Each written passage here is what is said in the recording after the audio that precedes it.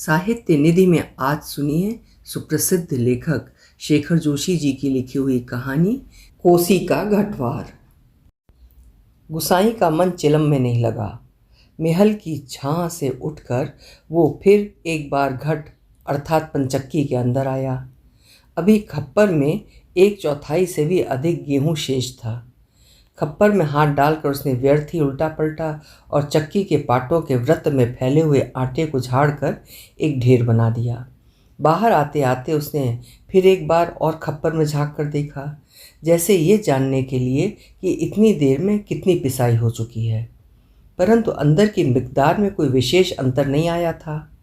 खस खस की ध्वनि के साथ अत्यंत धीमी गति से ऊपर का पाट चल रहा था। घट का प्रवेश द्वार बहुत कम ऊंचा था। खूब नीचे तक झुककर वो बाहर निकला। सिर के बालों और बाहों पर आटे की एक हल्की सफ़ेद परत बैठ गई थी। खंबे का सहारा लेकर वो बुदबुदाया, जा साला, सुबह से अब तक 10 पसेरे भी नहीं हुआ। सूरज कहाँ का कहाँ चला गया है। कैसी अनहोनी बात अनहोनी तो है ही। जेठ बीत रहा है, आकाश में कहीं बादलों का नाम निशान भी नहीं। अन्य वर्षों अब तक लोगों की धान रोपाई पूरी हो जाती थी, पर इस साल नदी नाले सब सूखे पड़े हैं। खेतों की सिंचाई तो दरकिनार, बीज की क्यारियाँ सूखी जा रही हैं। छोटे नाले गूलों के किनारे के घट महीनों से बंद हैं। कोसी के किनारे है गुसाई का ये घट, पर इसकी भी चाल ऐसी कि लद्दू घोड़े की चाल को मात देती है। चक्की के निचले खंड में छछिच्चर की आवाज़ के साथ पानी को काटती हुई मथानी चल रही है। कितनी धीमी आवाज़! अच्छे खाते पीते ग्वालों के घर में दही की मथानी इससे ज़्यादा शोर करती है। इसी मथानी का वो शोर होता था कि आदमी को अपनी बात नहीं सुनाई देती, और अब तो भले नदी पार कोई बोले तो बात यहाँ सुनाई दे जाए। छप छप छप पुरानी फौजी पैंट को घुटने तक मोड़कर गुसाई पानी की गूल के अंदर चलने लगा। कहीं कोई सुराख निकास हो तो बंद कर दे, एक बूंद पानी भी बाहर ना जाए। बूंद बूंद की कीमत है इन दिनों। प्रायः आधा फरलांग चलकर वो बांध पर पहुंचा। नदी की पूरी चौड़ाई को घेर कर पानी का बहाव घट की गूल की ओर मोड़ दिया गया था। किनारे की मिट्टी घास लेकर उसने बांध में 2-1 स्थान पर निकास बंद किया और फिर गूल के किनारे किनारे चलकर घट के पास आ गया। अंदर जाकर उसने फिर पाटों के वृत्त में फैले हुए आटे को बुहार कर ढेरी में मिला दिया। खप्पर में अभी थोड़ा बहुत गेहूं शेष था। वो उठकर बाहर आया। दूर रास्ते पर एक आदमी सिर पर पिसान रखे उसकी ओर चला आ रहा था। गोसाई ने उसकी सुविधा का ख्याल कर वहीं से आवाज़ दे दी, हैं हो, यहाँ लंबर देर में आएगा। 2 दिन का पिसान अभी जमा है, ऊपर उमेद सिंह के घट में देख लो। उस व्यक्ति ने मुड़ने से पहले एक बार और प्रयत्न किया। ऊंचे स्वर में पुकार कर बोला, जरूरी है जी, पहले हमारा लंबर नहीं लगा दोगे? गुसाई होठों ही होठों में मुस्कुराया।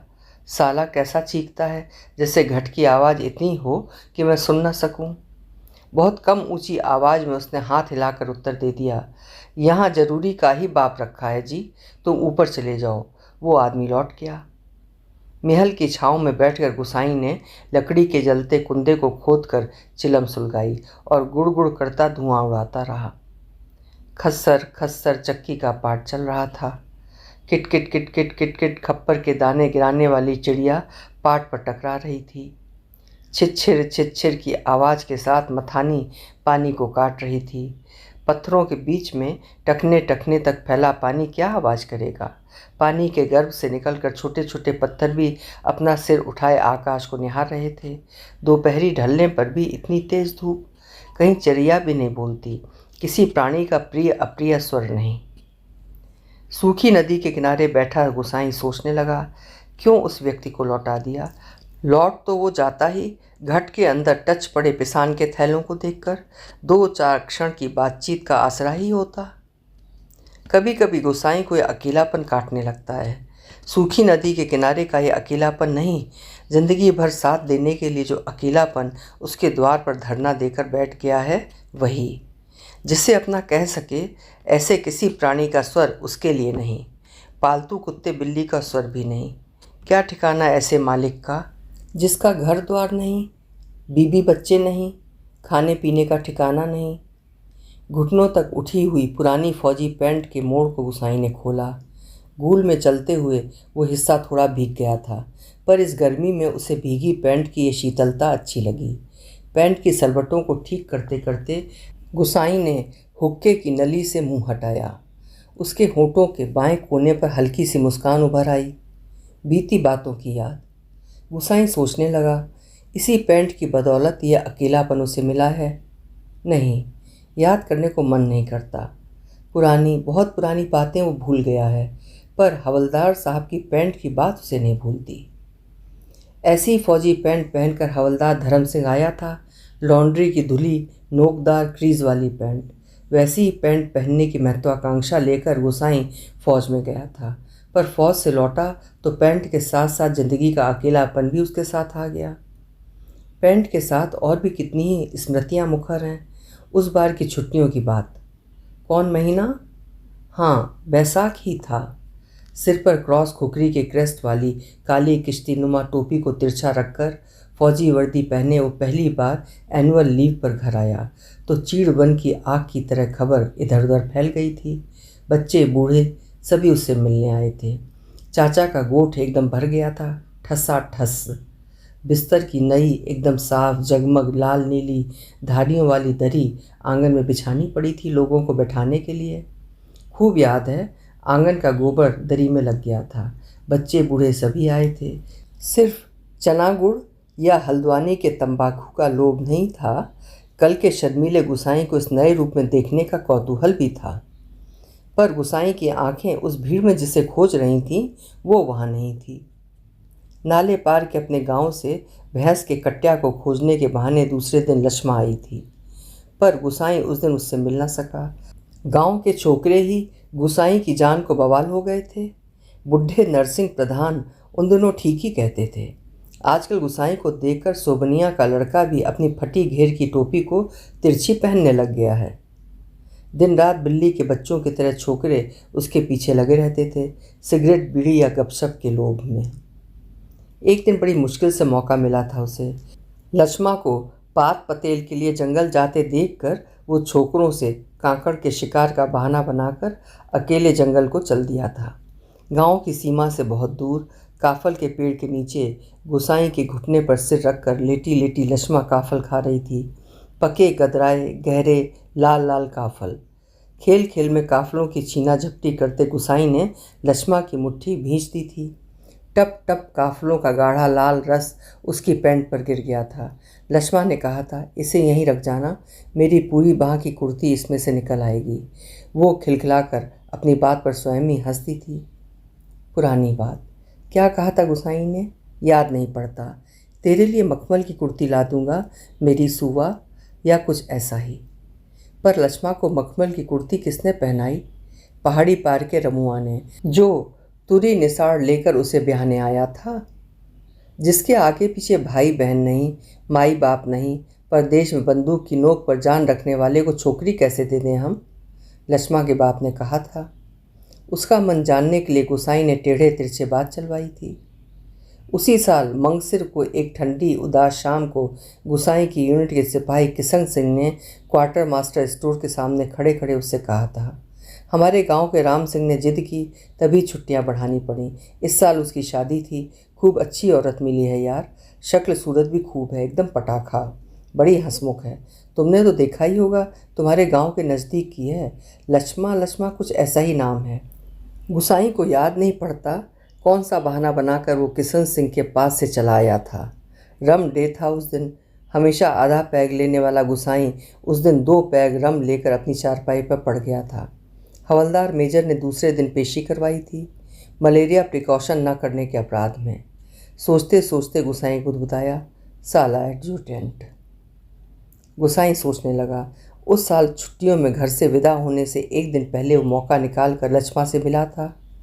गंगनाथ जियों की कसम, जैसा तुम कहोगे मैं वैसा ही करूँगी, आंखों में आंसू भरकर लक्ष्मा ने कहा था। वर्षों से वो सोचता है कभी लक्ष्मा से भेंट होगी तो वो अवश्य कहेगा कि वो गंगनाथ का जागर लगाकर प्रायश्चित जरूर कर ले। देवी देवताओं की झूठी कस्में खाकर उन्हें नाराज करने से क्या लाभ? जिस पर भी गंगनाथ का कोप हुआ वो कभी फल फूल नहीं पाया। पर लक्ष्मा से कब भेंट होगी ये वो नहीं जानता। लड़कपन के संगी साथी नौकरी चाकरी के लिए मैदानों में चले गए हैं। गांव की ओर जाने का उसका मन नहीं होता। लक्ष्मा के बारे में किसी से पूछना उसे अच्छा नहीं लगता।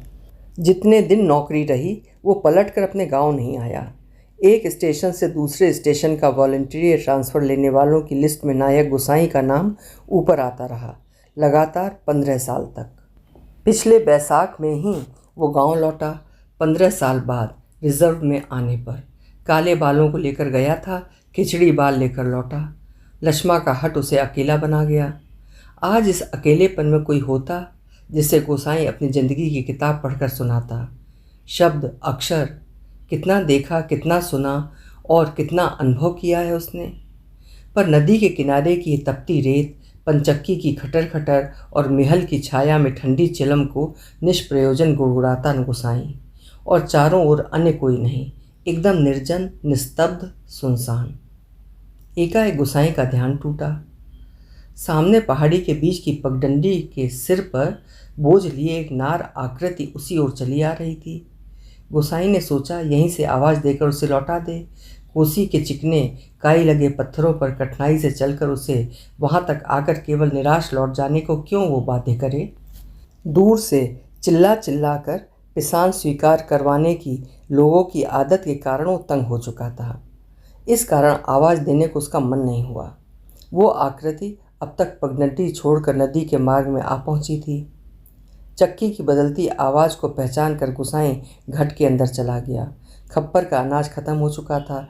खप्पर में एक कम अन्न वाले थैले को उलटकर उसने अन्न का निकास रोकने के लिए काठ की चिड़ियों को उल्टा कर दिया। किट किट का स्वर बंद हो गया। वो जल्दी जल्दी आटों को थैले में भरने लगा। घट के अंदर मथानी की छत की आवाज़ भी अपेक्षाकृत कम सुनाई दे रही थी। केवल चक्की के ऊपर वाले पाट की घिसटती हुई घरघराहट का हल्का धीमा संगीत चल रहा था। तभी गोसाई ने सुना उसकी पीठ के पीछे घट के द्वार पर इस संगीत से भी मधुर एक नारी का कंठस्वर। कब बारी आएगी? रात की रोटी के लिए भी घर में आटा नहीं है। सिर पर पिसान रखे एक स्त्री उससे ये पूछ रही थी। गोसाई को उसका स्वर परिचित सा लगा। चौंक कर उसने पीछे मुड़कर देखा। कपड़े में पिसान ढीला बंधे होने के कारण बोझ का एक सिरा उसके मुख के आगे आ गया था। गोसाई उसे ठीक से नहीं देख पाया, लेकिन तब भी उसका मन जैसे आशंकित हो उठा। अपनी शंका का समाधान करने के लिए वो बाहर आने को मुड़ा, लेकिन तभी फिर अंदर जाकर पिसान के थैलों को इधर उधर रखने लगा। काठ की चिड़ियाँ किट किट बोल रही थीं और उसी गति के साथ गोसाई को अपने हृदय की धड़कन का आभास हो रहा था। घट के छोटे कमरे में चारों ओर पिसे हुए अन्न का चूर्ण फैल रहा था, जो अब तक गोसाई के पूरे शरीर पर छा गया था। इस कृत्रिम सफ़ेदी के कारण वो वृद्ध सा दिखाई दे रहा था। स्त्री ने उसे नहीं पहचाना। उसने दोबारा वही शब्द दोहराए। अब वो भी तेज धूप में बोझा सिर पर रखे हुए गोसाई का उत्तर पाने को आतुर थी। शायद नकारात्मक उत्तर मिलने पर वो उल्टे पांव लौटकर किसी अन्य चक्की का सहारा लेती। दूसरी बार के प्रश्न को गोसाई न टाल पाया। उत्तर देना ही पड़ा। यहाँ पहले ही टीला लगा है, देर तो होगी ही, उसने दबे दबे स्वर में कह दिया। स्त्री ने किसी प्रकार की अनुनय विनय नहीं की। शाम के आटे का प्रबंध करने के लिए वो दूसरी चक्की का सहारा लेने लौट पड़ी। गोसाई कमर झुकाकर घर से बाहर निकला। मुड़ते समय स्त्री की एक झलक देखकर उसका संदेह विश्वास में बदल गया था। हताशा सा वो कुछ क्षणों तक उसे जाते हुए देखता रहा और फिर अपने हाथों तथा सिर पर गिरे हुए आटे को झाड़कर वो 1-2 कदम आगे बढ़ा।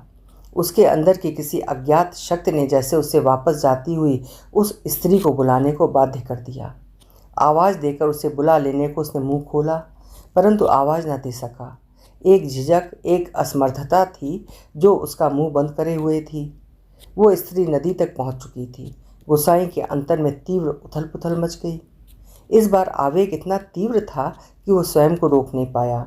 लड़खड़ाती आवाज़ में उसने पुकारा, लक्ष्मा। घबराहट के कारण वो पूरे जोर से आवाज़ नहीं दे पाया था। स्त्री ने यह आवाज़ नहीं सुनी। इस बार गोसाई ने स्वस्थ होकर पुनः पुकारा, लक्ष्मा। लक्ष्मा ने पीछे मुड़कर देखा। मायके में उसे सभी इसी नाम से पुकारते थे।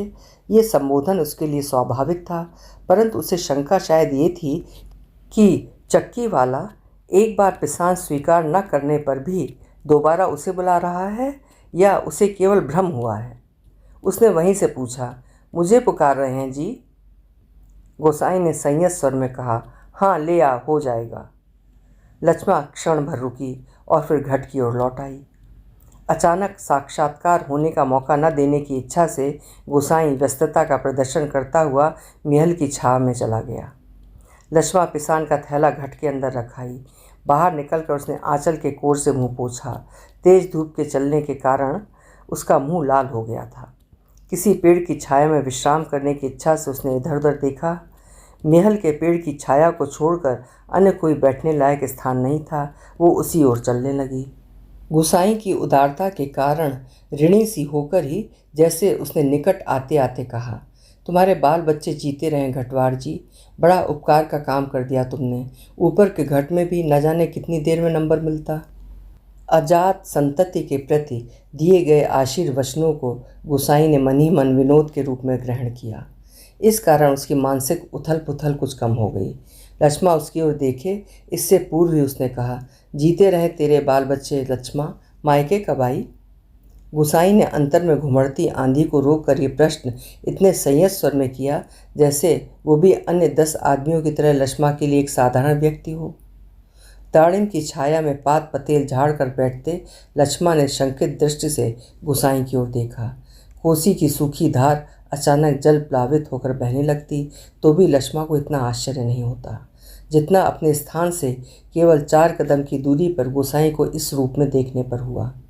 विस्मय से आंखें फाड़ कर वो उसे देखे जा रही थी, जैसे अब भी उसे विश्वास न हो रहा हो कि जो व्यक्ति उसके सम्मुख बैठा है वो उसका पूर्व परिचित गुसाई ही है। तुम? जाने लक्ष्मा क्या कहना चाहती थी, शेष शब्द उसके कंठ में ही रह गए। हाँ, पिछले साल पलटन से लौट आया था, वक्त काटने के लिए लगवा लिया है। गोसाई ने उसकी जिज्ञासा शांत करने के लिए कहा।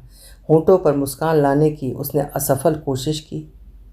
कुछ क्षणों तक दोनों कुछ नहीं बोले। फिर गोसाई ने ही पूछा, बाल बच्चे ठीक हैं? आंखें जमीन पर टिकाए गर्दन हिलाकर संकेत से ही उसने बच्चों की कुशलता की सूचना दे दी। जमीन पर गिरे एक दाड़िम के फूल को हाथों में लेकर लक्ष्मा उसकी पंखुड़ियों को एक एक कर निर्देश तोड़ने लगी और गुसाई पतली सींक लेकर आग को कुरेदता रहा। बातों का क्रम बनाए रखने के लिए गोसाई ने पूछा, तू अभी और कितने दिन मायके ठहरने वाली है? अब लक्ष्मा के लिए अपने को रोकना असंभव हो गया। टप टप टप वो सिर नीचा किए आंसू गिराने लगी। सिसकियों के साथ साथ उसके उठते गिरते कंधों को गुसाई देखता रहा।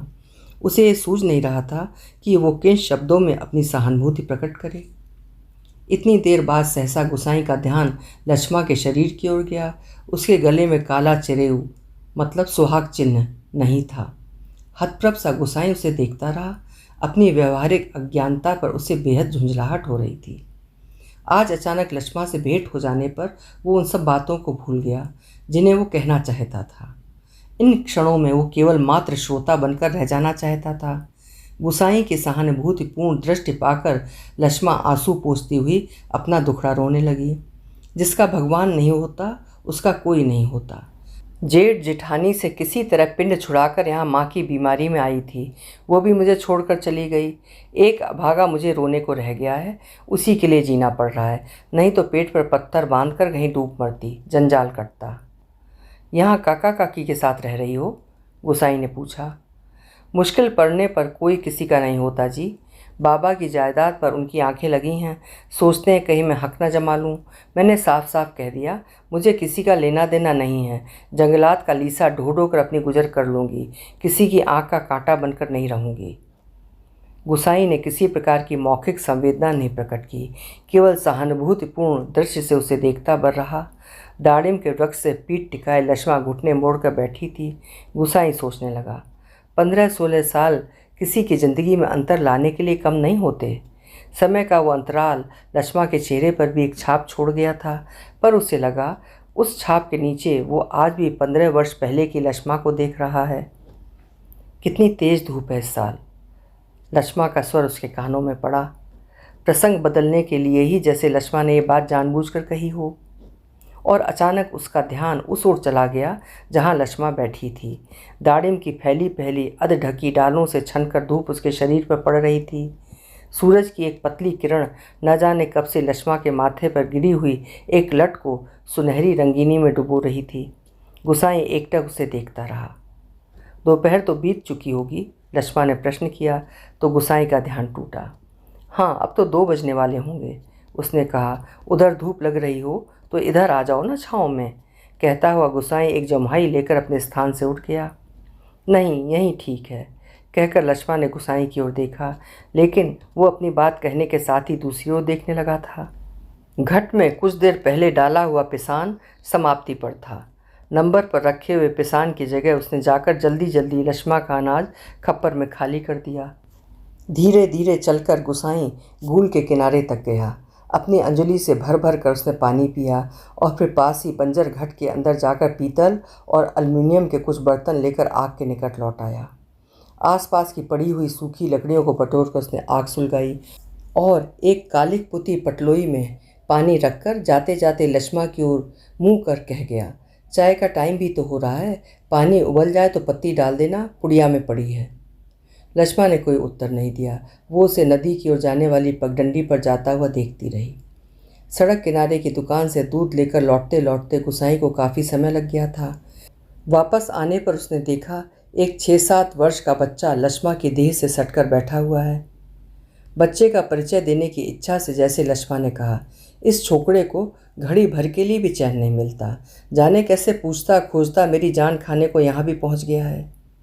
गुसाई ने लक्ष्य किया कि बच्चा बार बार उसकी दृष्टि बचाकर माँ से किसी चीज़ के लिए जिद कर रहा है। एक बार झुंझलाकर लक्ष्मा ने उसे झिड़क दिया, चुप रह, अभी लौटकर घर जाएंगे, इतनी सी देर में क्यों मरा जा रहा है। चाय के पानी में दूध डालकर गुसाई फिर उसी बंजर घट में गया। एक थाली में आटा लेकर वो गूल के किनारे बैठा बैठा उसे गूंथने लगा। महल के पेड़ की ओर आते समय उसने साथ में 2-1 बर्तन और ले लिए। लक्ष्मा ने बटलोई में दूध चीनी डालकर चाय तैयार कर दी थी। 1 गिलास, 1 एल्युमिनियम का मग और 1 एल्युमिनियम के मेस टिन में गुसाई ने चाय डालकर आपस में बांट ली और पत्थरों से बने बेढंगे चूल्हे के पास बैठकर रोटियां बनाने का उपक्रम करने लगा। हाथ का चाय का गिलास ज़मीन पर टिकाकर लक्ष्मा उठी। आटे की थाली अपनी ओर खिसकाकर उसने स्वयं रोटी पका देने की इच्छा ऐसे स्वर में प्रकट की कि गुसाई ना कह सका। वो खड़ा खड़ा उसे रोटी पकाते हुए देखता रहा। गोल गोल डिबिया सरीखी चूल्हे में खिलने लगीं। वर्षों बाद गुसाई ने ऐसी रोटियां देखी थीं जो अनिश्चित आकार की फौजी लंगर की चपातियों या स्वयं उसके हाथ से बनी बेडौल रोटियों से एकदम भिन्न थीं। आटे की लोई बनाते समय लक्ष्मा के छोटे छोटे हाथ बड़ी तेज़ी से घूम रहे थे। कलाई में पहने हुए चांदी के कड़े जब कभी आपस में टकरा जाते तो छन छन का एक अत्यंत मधुर स्वर निकलता। चक्की के पाट पर टकराने वाली काठ की चिड़ियों का स्वर कितना नीरस हो सकता है, ये गुसाई ने आज पहली बार अनुभव किया। किसी काम से वो बंजर घट की ओर गया और बड़ी देर तक खाली बर्तन डिब्बों को उठाता रखता रहा। वो लौटकर आया तो लक्ष्मा रोटी बनाकर बर्तनों को समेट चुकी थी और अब आटे से सने हाथों को धो रही थी। गुसाई ने बच्चे की ओर देखा। वो दोनों हाथों में चाय का मग थामे टकटकी लगाकर गुसाई को देखे जा रहा था। लक्ष्मा ने आग्रह के स्वर में कहा, चाय के साथ खानी हो तो खा लो, फिर ठंडी हो जाएंगी। मैं तो अपने टाइम से ही खाऊंगा, ये तो बच्चे के लिए। स्पष्ट कहने में उसे झिझक महसूस हो रही थी, जैसे बच्चे के संबंध में चिंतित होने की उसकी चेष्टा अनाधिकार हो। ना जी, ये तो अभी घर से खाकर ही आ रहा है, मैं रोटियां बनाकर रखाई थी। अत्यंत संकोच के साथ लक्ष्मा ने आपत्ति प्रकट कर दी। हाँ, यूँ ही कहती है, कहाँ रखी थी रोटियां घर में? बच्चे ने रुआसी आवाज़ में वास्तविक स्थिति स्पष्ट कर दी। वो ध्यानपूर्वक अपनी माँ और इस अपरिचित व्यक्ति की बातें सुन रहा था और रोटियों को देखकर उसका संयम ढीला पड़ गया था। चुप! आंखें तरेर कर लक्ष्मा ने उसे डांट दिया। बच्चे के इस कथन के कारण उसकी स्थिति हास्यास्पद हो गई थी। लज्जा से उसका मुंह आरक्त हो उठा। बच्चा है, भूख लगाई होगी, डांटने से क्या फ़ायदा।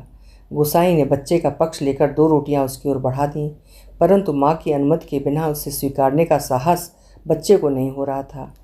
वो ललचाई दृष्टि से कभी रोटियों की ओर कभी माँ की ओर देख लेता था।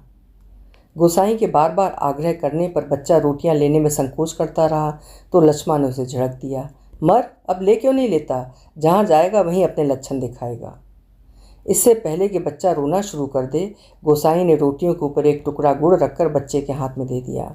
भरी भरी आंखों से अनोखे मित्र को देखकर बच्चा चुपचाप रोटी खाने लगा और गोसाई कौतुकपूर्ण दृष्टि से उसके हिलते हुए होठों को देखता रहा। इस छोटे से प्रसंग के कारण वातावरण में एक तनाव सा आ गया था, जिसे गोसाई और लक्ष्मा दोनों ही अनुभव कर रहे थे। स्वयं भी एक रोटी को चाय में डुबोकर खाते खाते गोसाई ने जैसे इस तनाव को कम करने की कोशिश में ही मुस्कुरा कर कहा, लोग ठीक कहते हैं, औरत के हाथ की बनी रोटियों में स्वाद ही दूसरा होता है।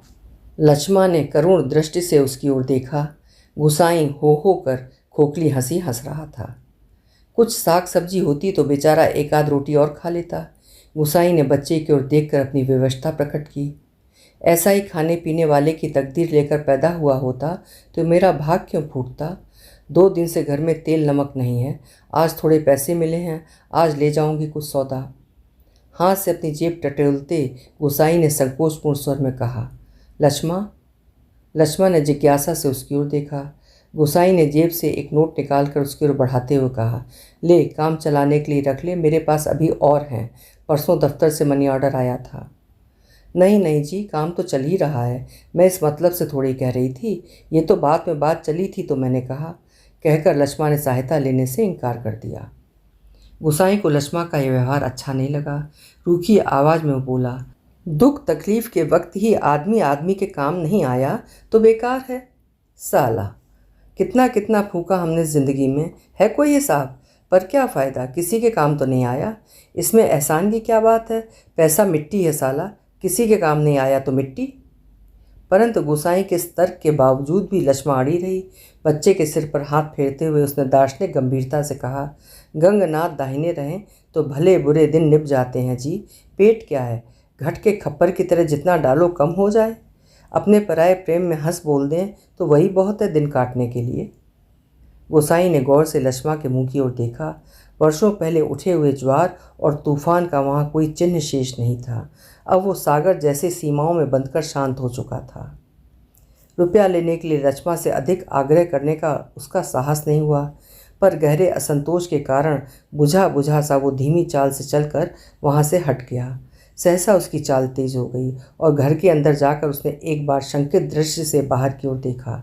लक्ष्मा उस ओर पीठ किए बैठी थी। उसने जल्दी जल्दी अपने निजी आटे के टिन से 2-2.5 सेर करीब आटा निकालकर लक्ष्मा के आटे में मिला दिया और संतोष की एक सांस लेकर वो हाथ झाड़ता हुआ बाहर आकर बांध की ओर देखने लगा। ऊपर बांध पर किसी को घुसते देखकर उसने हाँक दी। शायद खेत की सिंचाई के लिए कोई पानी तोड़ना चाहता था। बांध की ओर जाने से पहले वो एक बार लक्ष्मा के निकट गया। पिसान पिस जाने की सूचना उसे देकर वो वापस लौटते हुए फिर ठिठक कर खड़ा हो गया। मन की बात कहने में जैसे उसे झिझक हो रही थी। अटक अटक कर वो बोला, लक्ष्मा। लक्ष्मा ने सिर उठाकर उसकी ओर देखा। गोसाई को चुपचाप अपनी ओर देखते हुए उसे संकोच होने लगा।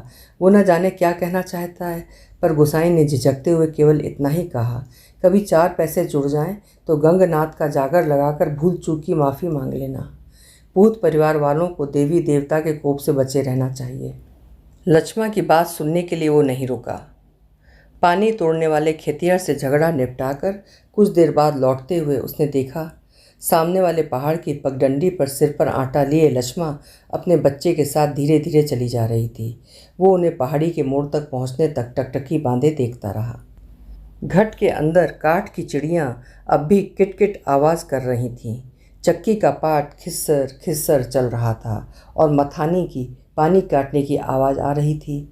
और कहीं कोई स्वर नहीं, सब सुनसान निस्तब्ध। अभी आप सुन रहे थे शेखर जोशी जी की लिखी हुई कहानी कोसी का गठवार।